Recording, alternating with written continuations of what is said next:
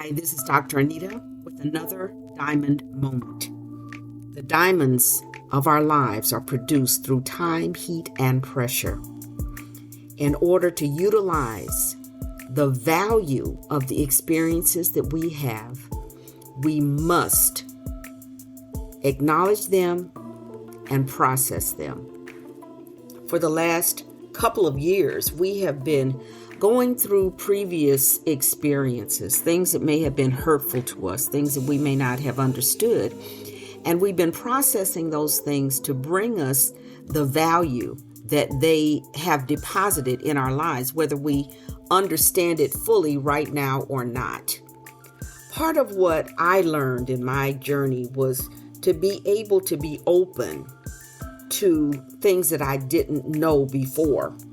At one point in my life, faith as I know it today was not a part of the way that I lived my everyday being. And I learned concepts and principles that began to answer questions for me, began to open doors for me, and began to show me and give me the answers that I so desperately needed. I don't know if you can feel it or not, but I certainly do. That we're in a different place now in the history of our world than we've ever been before. And I say that because having gone through the pandemic, I realized that you don't experience something as massive as a worldwide disease that killed millions and come out of it the same way that you were before you went in. I live in the United States, and there are many people here who are experiencing changes in our culture and our society that, while they may have been in existence before, were not being lived as they are right now. And so as we enter this new place in time, there's a lot of change in the way that many view society and the existing ideologies of this society. I know that for many, their attendance in the Christian church has dwindled.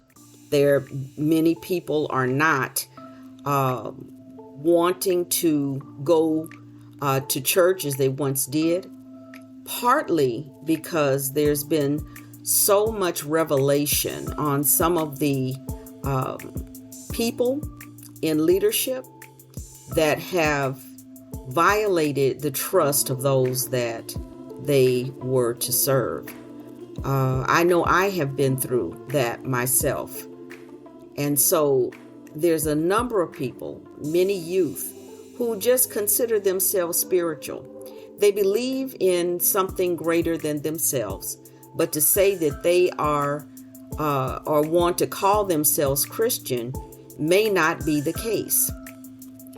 And as we look around, if you have any inclination to look at the news or to follow what's taking place in our culture, it's understandable, even on a different perspective, that people shy away from that term now, Christian. When we look at some of the representatives and their behavior, one being Lauren Boebert and some of the others that are representing that particular party, when you see some of the things that they're doing and the way that they have legislated to continue to oppress people, and they call themselves by that name, it makes many people even more so want to move away from that particular name and to embrace what they feel is more representative of who they are than the belief systems of some of those that we see. We've heard so many cases of theft and of taking advantage of congregants in every way. And it's not a wonder. I'm not surprised by it. And in some instances, I really do empathize and sympathize with that thought, that to make it much simpler is to just believe that God is, and to move your thoughts in a direction that God is, and allow Him, or the entity which is greater than us, Spirit, Source, God, Creator, the universe, work out these things that are so difficult to deal with right now. And to move back to some of the foundational principles of just loving and caring about people. There is a different emphasis right now, and I hope that you feel that as well, being placed on loving and caring about people, and moving away from terminology and labels, and just to love, because that is the principal thing. I hope that as you are going through and processing the various experiences of your life, that you're also bringing in the maturity of where you are now having gone through, hopefully, and done something about or with the situations that you lived in previously, but also to broaden who you are, to not come out of life-changing and world-changing events the same way that you were before. I have an expression in which I understand, and I say that anything that does not grow or change is either dead or is artificial. If we're not willing to grow and change, we're either dead or it's something about us that's not right. It's artificial. So I'm hoping that as you move forward in your diamond moment, as you move forward in your diamond journal, that you are taking advantage of the opportunity to broaden who you are, not to stay the same, not to either be dead or artificial, that you are taking the opportunity to love more deeply, to care more earnestly, and to be able to let slip away the labels that we call ourselves, the terms that we've used to identify a belief system, because there are some people that are claiming to be just that, and in no way would you want to be associated with them. My brother had an experience in which one of our associates was really having a difficult time with substance abuse. And our dad was talking to him and trying not to vilify the young guy with the drug problem. And he was saying, well, he's a good kid. Don't hold it against him. And my brother had the thought, which he relayed to me, well, if this person who is lying, stealing, cheating, and doing everything that they have is a good person, then what am I? If that is the example of a good person, then what am I?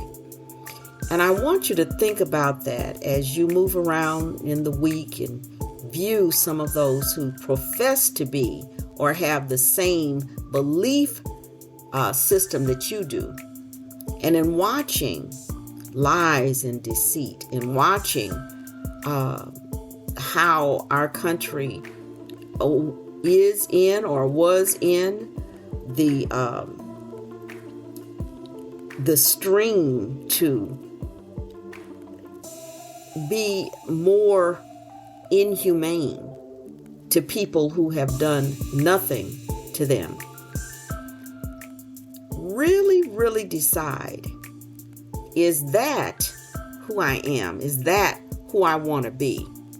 Or have my life's experiences caused me to grow to a point that I have nothing in common with them or what they're doing? So I want us really to take the time to understand that while many are looking to be removed out of the situation, that maybe we're still in the situation because it's not our responsibility to, or it's not that we're to be moved out of it, but we are to change the things that are around us. Understand who you really are. Understand what your experiences have brought you to. Walk in the maturity of where you've been. Let love be the primary thing of your life. And those who are not willing to be kind to others or loving or to care, maybe that's not really who we are. Maybe that's not really who we want to be. And maybe that's not really who we want to be around.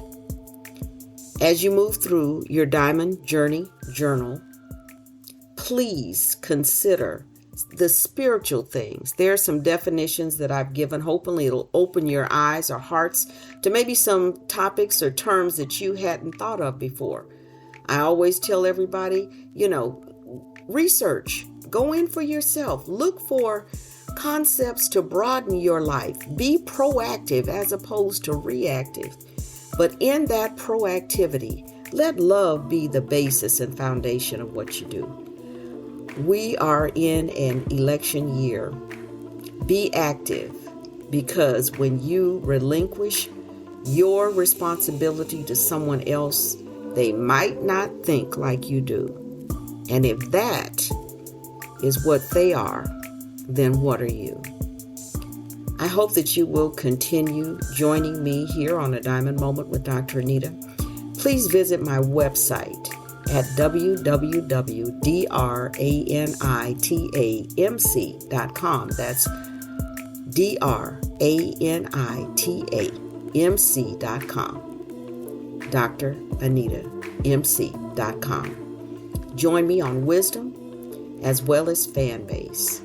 And this year, let's be the change that we want to see. Let's keep love as the foundation of everything that we think, say, and do. Let's realize and recognize that we're no longer in the same place that we were 2 or 3 or even 4 years ago. That our lives have changed. They're not going back to where they were.